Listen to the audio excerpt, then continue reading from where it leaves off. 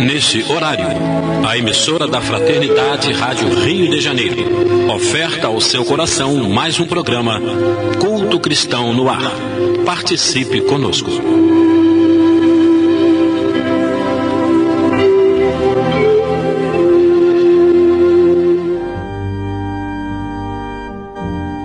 Queridas irmãs, queridos irmãos, estamos aqui mais uma vez dando início ao nosso Culto Cristão no Ar, o estudo do Evangelho segundo o Espiritismo e de obras subsidiárias que complementam o nosso entendimento.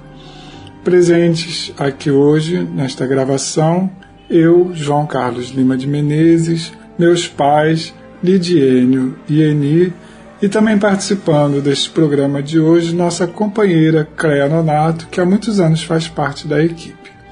Damos boas-vindas a todos que estão nos ouvindo e que as bênçãos que se irradiam desse programa desçam sobre cada lar que está nos ouvindo. Vamos passar aqui a leitura da mensagem que será feita aqui pelo meu pai. Então, a mensagem de hoje tem como título Se Soubéssemos. É do livro Fonte Viva, Espírito Emmanuel, psicografia Francisco Cândido Xavier. A mensagem está baseada numa frase de Jesus: Pai, perdoa-lhes porque não sabem o que fazem. Isso Jesus falou na cruz, né, e foi registrado pelo evangelista Lucas. Então diz Emmanuel sobre a questão dessa última mensagem de Jesus. Se o homicida conhecesse de antemão o tributo de dor que a vida lhe cobrará no reajuste do seu destino, preferiria não ter braços para desferir qualquer golpe. Se o caluniador pudesse eliminar a crosta de sombra que lhe enlouquece a visão, observando o sofrimento que o espera no acerto de contas com a verdade, paralisaria as cordas vocais ou imobilizaria a pena, a fim de não se confiar à acusação descabida.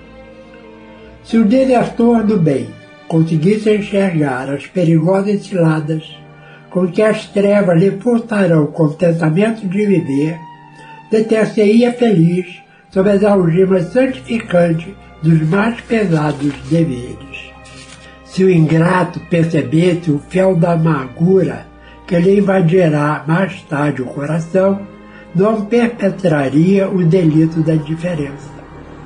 Se o egoísta contemplasse a solidão infernal que o aguarda, nunca se apartaria da prática infatigável da fraternidade e da cooperação. Se o glutão enxergasse os desequilíbrios para os quais encaminha o próprio corpo a pressão da marcha para a morte, renderia culto invariável à frugalidade e à harmonia. Se soubéssemos quão terrível é o resultado de nosso desrespeito às leis divinas, jamais nos afastaríamos do caminho reto. Perdoa, pois, a quem te fere e calunia. Em verdade, quanto se rendem às sugestões perturbadoras do mal, não sabem o que fazem.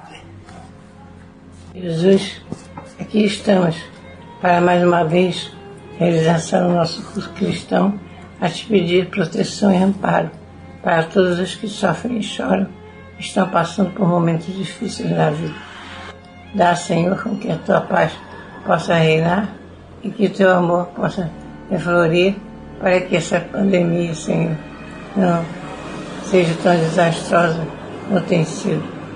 É assim, Senhor, contando contigo, contando com a tua mão amiga, iniciamos o nosso culto da noite de hoje. Que assim seja, Senhor, que assim seja. Vamos ao estudo do Evangelho, onde leremos do capítulo 11, o item 15. Deve-se expor a vida por um malfeitor? E diz assim: acha-se em perigo de morte um homem. Para o salvar, tem um outro que expor a vida. Sabe-se, porém, que aquele é um malfeitor e que, se escapar, poderá cometer novos crimes. Deve-se, não obstante, o segundo arriscar-se para o salvar?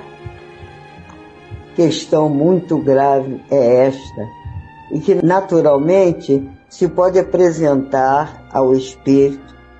Responderei na conformidade do meu adiantamento moral, pois o de que se trata é de saber se deve expor a vida, mesmo por um malfeitor. O devotamento é cego, socorre-se o inimigo. Deve-se, portanto, socorrer o inimigo da sociedade, a um malfeitor. Em suma, julgais que será somente a morte que em tal caso se corre a arrancar o desgraçado? Talvez a toda a sua vida passada.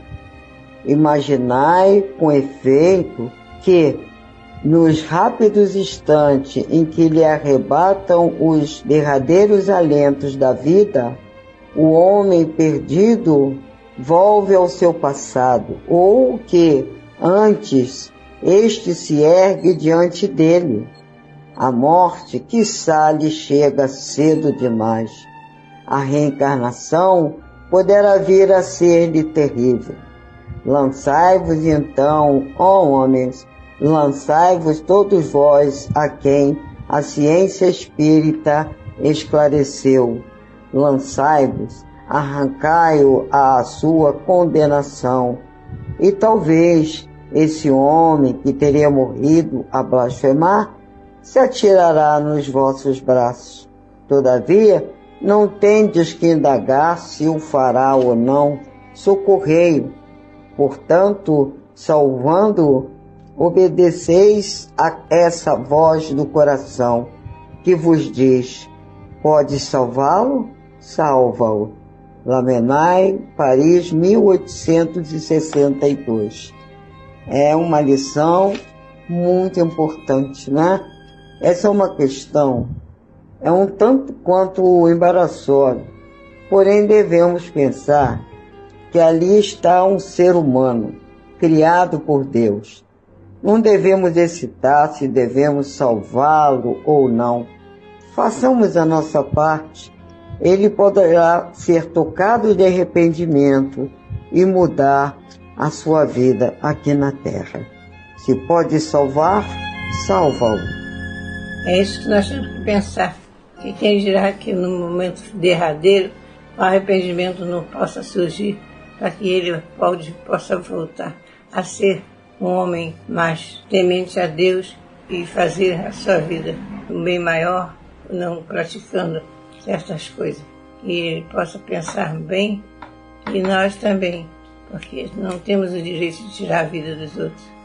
Essa resposta do Espírito Lamennais, ela tem muito a ver com uma que já foi dada no Evangelho segundo o Espiritismo, no capítulo 5, item 27, que ele faz uma pergunta parecida. Será lícito abreviar a vida de um doente que sofra sem esperança de cura? No caso, ele está falando da questão da eutanásia, né? Mas a resposta serve para um caso, tanto para outro. Porque quando a gente abrevia a vida de uma pessoa, a gente tira dela a oportunidade que ela tem de refletir sobre a própria vida e até de mudar de conduta, de se redimir, né? Porque o espírito não morre, mas a oportunidade aqui na Terra, ela é sagrada. E às vezes, como ele diz naquela mensagem lá do capítulo 5, que fala com relação ao doente, né? 1 minuto de consciência pode lhe poupar séculos de sofrimento na eternidade, né? O mesmo a gente pode refletir com relação ao criminoso, né? Aquele 1 minuto de arrependimento que ele tiver ali, se a vida dele for poupada, pode fazer com que ele se transforme e mude de vida. Lembrando que ele não vai deixar de ser um malfeitor simplesmente porque perdeu o corpo. Ele vai continuar com as suas tendências. O melhor é que a gente aproveite a oportunidade que a gente está tendo, enquanto ele está encarnado, de tentar fazer com que ele mude de vida, né? E não simplesmente retirá-lo dessa vida, porque ele vai continuar vivo. Simplesmente nós não vamos estar vendo o seu corpo físico, né? E qualquer ato, qualquer atitude que nós possamos tomar em relação a alguém que está no mau caminho, mesmo que não seja assim um caso de morte, mas qualquer atitude que a gente tome sempre será positivo. No programa passado eu lembrei aqui um caso que está até nas redes sociais. O Divaldo conta de um menino lá que foi atendido pela Mansão do Caminho.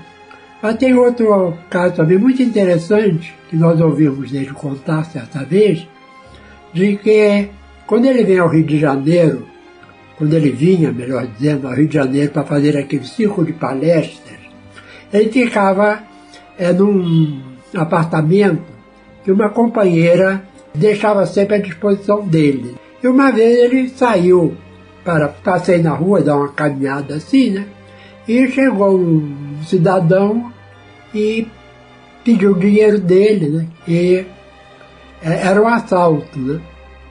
E ele olhou para o homem e disse assim, não tem dinheiro, eu moro aqui perto e eu saí só para dar um passeio e não trouxe dinheiro. Mas aí começou a puxar assunto com o homem, né? Aí o homem ficou assim, bem reticente, tá, se você quiser, vamos lá no meu apartamento que eu posso te ajudar melhor, a gente conversa melhor, não precisa ficar aqui no meio da rua, né? Aí levou ele lá pro apartamento, conversou.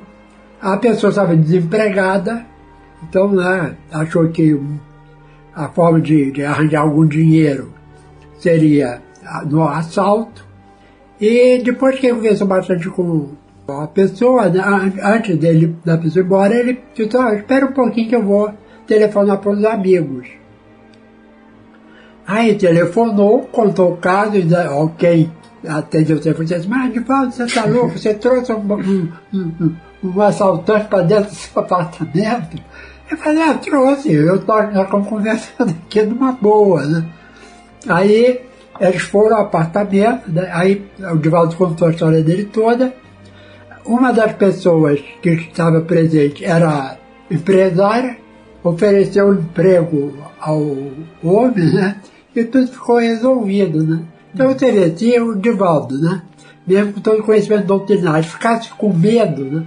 Ele poderia ter sofrido uma violência, o bandido, por sua vez, também, ou poderia alguém vir em socorro do Divaldo e fazer uma violência contra a pessoa. Então, com perguntas, com argumentos fortes, tudo ficou resolvido, inclusive a pessoa ficou, melhorou depois que conseguiu um emprego fixo. Né? Em outro caso também, quando ele falou que era Divaldo, né?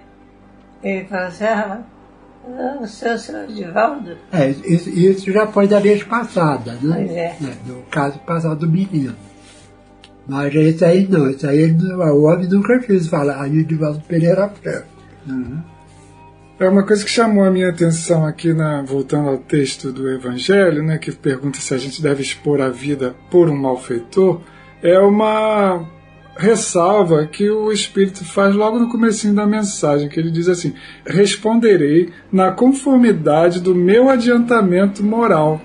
Então, o que ele está querendo dizer aqui, e que serve muito para a gente, tanto na questão colocada no Evangelho, como nessa que a gente tratou agora, do Divaldo Pereira Franco. Nós vamos reagir de acordo com o nosso adiantamento moral, com aquela bagagem que a gente já tem, né? Não adianta a gente querer se cobrar, muitas vezes a gente quer dar uma resposta como se nós fôssemos santos, porque nós ainda não somos. No fundo, ninguém sabe como vai reagir numa situação dessa, né? As coisas acontecem assim tão no ímpeto que vai ser muito mais o nosso instinto, a nossa bagagem interna ali, que vai fazer com que tomemos a nossa decisão. E isso vai estar baseado em quê? No nosso adiantamento moral.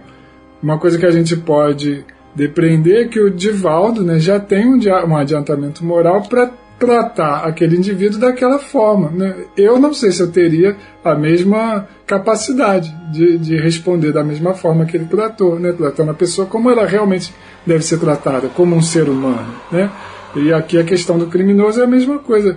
ninguém sabe como vai reagir. E a gente fica se cobrando muitas vezes atitudes como se nós já fôssemos santos. Nós temos ainda as nossas imperfeições e vamos agir de acordo com elas. A gente tem o leme, a gente sabe para onde o barco deve apontar, né? Mas às vezes a navegação ainda é longa para chegar no nosso destino. E às vezes a pessoa lança logo a questão da pena de morte, né? Exatamente. E o malfeitor termina logo porque vai ser prejudicado por outras pessoas. Esse muitas vezes é o pensamento geral da sociedade, né? Ele está fazendo mal, tem mais que ser eliminado mesmo, né? Mas como a gente falou, para a doutrina espírita ninguém é eliminado, né? Todo mundo continua vivo, a diferença é que se tem o corpo ou não. E muitas vezes um malfeitor invisível é mais perigoso do que um malfeitor visível, né? Porque ele vai atuar indiretamente sobre as nossas vidas. Nós temos um caso recente daquela companheira lá de Goiás, né? E um homem que estava sendo procurado, era uma caçada mesmo, que é de vida e de morte, né? Quer dizer, os policiais, a gente não sabe qual seria a reação deles diante do homem, que já tinha feito 3 vítimas, né? Fatais. Ela calmamente conversou com ele e conseguiu convencer ele de ir à delegacia se entregar. Quer dizer, a gente vê que, como você falou, né, João Carlos? A gente não sabe da nossa reação, mas se a nossa reação puder ser de calma, de tranquilidade, vamos confiar, porque aqui no Evangelho mesmo, é um outro caso, mas de qualquer maneira ele serve como exemplo, né? Tem uma mensagem que diz: abrir a boca, né, e os Espíritos falarão por vocês, né? Então, se a gente está bem intencionado, a intuição virá do que falar. E também nós nos lembramos que, isso já tem bastante tempo, você era pequenininho, né?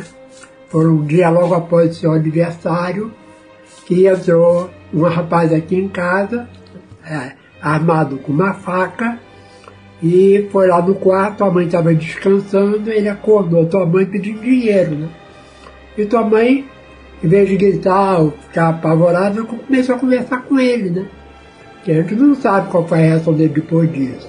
Mas ele, inclusive, ouviu o que tua mãe falou, aconselhando ele a sair dessa vida de marginalidade, né? Então, a gente vê que realmente as coisas acontecem com muito mais frequência do que a gente possa imaginar, só que, de modo geral, a mídia está mais preocupada, né, em casos sensacionais do que mostrar esses casos que realmente são extremamente positivos, né? Exatamente. E em relação à pena de morte, eu já até ouvi alguém falar que se matar o camarada fica muito mais barato do que ficar sustentando ele não sei quantos anos.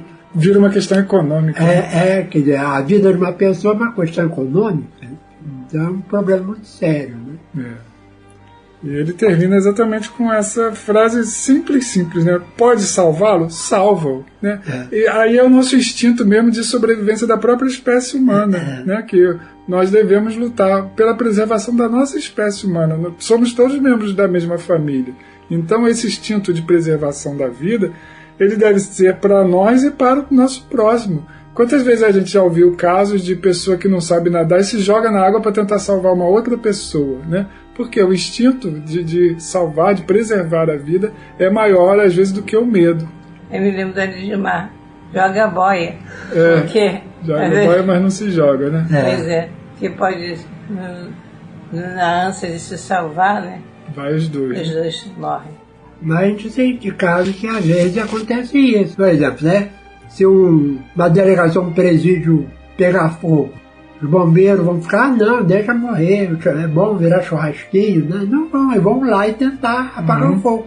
E nessa tentativa, alguns bombeiros não ficam intoxicados com a fumaça, ou se queimam, né? Quer dizer, eles sempre expõem a vida, né? Mas não querem saber disso. O trabalho deles é resolver o problema, né? E não, como a gente costuma dizer, sair pela tangente. Já que você citou a questão dos bombeiros, né? Voltando à pergunta aqui, pode salvá-lo? Salva, né? A gente deve verificar também a situação, que é para, às vezes, não colocar 2 vidas em risco. A daquela que a gente quer salvar é a nossa própria, né? Se tem uma situação em que não é possível fazer um resgate, por exemplo, do incêndio, Hoje em dia, a filosofia dos bombeiros é essa, né? Ele primeiro vai avaliar a cena. Se ele vê que não tem condições nenhuma dele entrar lá e salvar aquela pessoa, ele vai ter, pelo menos, preservar a vida dele. Né? Senão, em vez de uma vítima, vão ser duas. Existem casos em que a gente tem que pesar realmente de não ser temerário, né? Aquela pessoa que enfrenta qualquer perigo sem medir as consequências. Né? A gente tem que primeiro ter as consequências do ato, né? Voltando à questão da preservação da espécie. Se 2 vidas estão em risco e a gente consegue salvar a nossa, a gente deve tentar salvá-la. Porque o Espírito, quando deu esse recado da minha irmã, Lidmar, né? Ele foi claro, né? Que se você não sabe nadar, não adianta você tirar na água.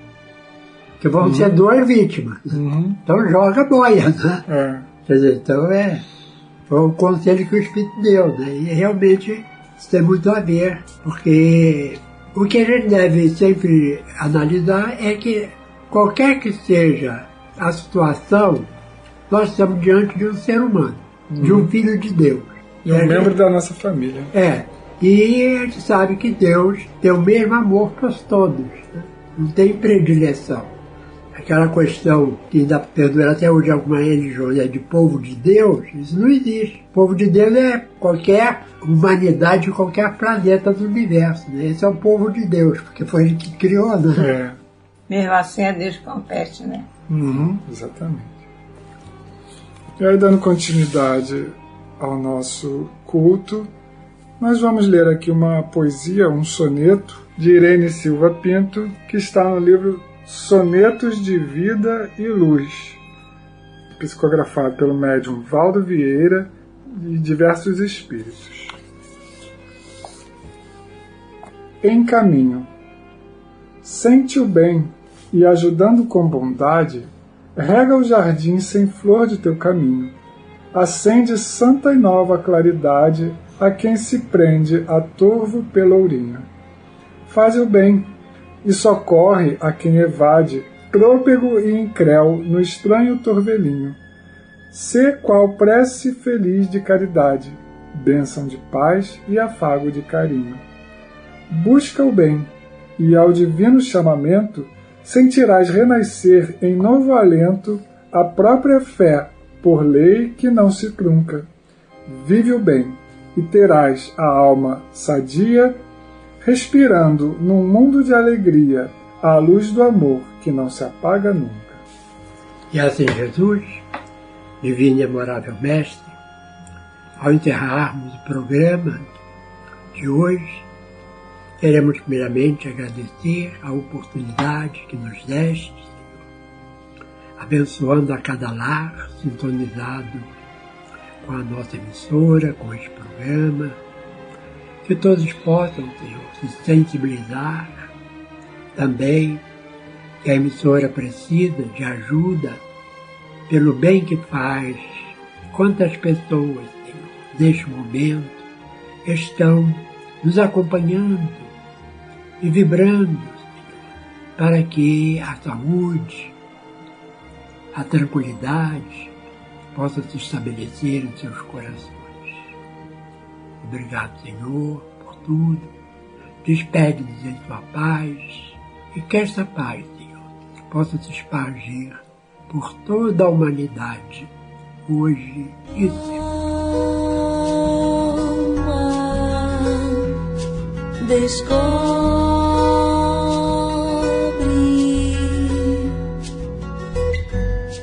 a grandeza do infinito,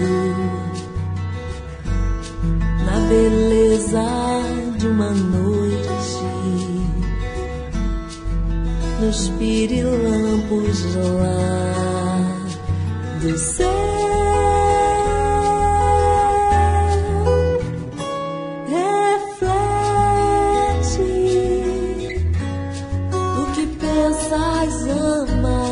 Tu que choras, cantas, és bem mais que uma estrela cintilante.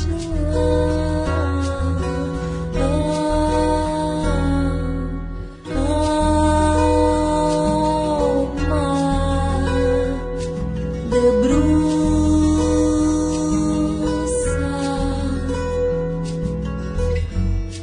nas janelas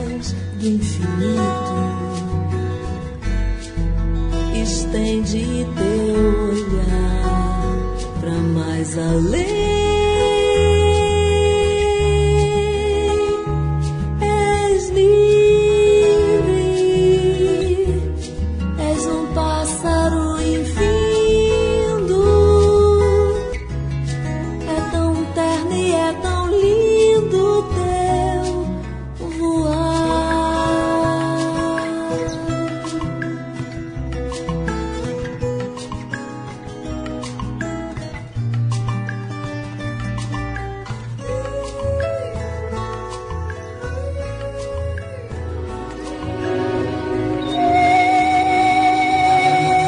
Este foi mais um programa Culto Cristão no Ar, que ofertamos ao seu coração pelas ondas amigas da Rádio Rio de Janeiro.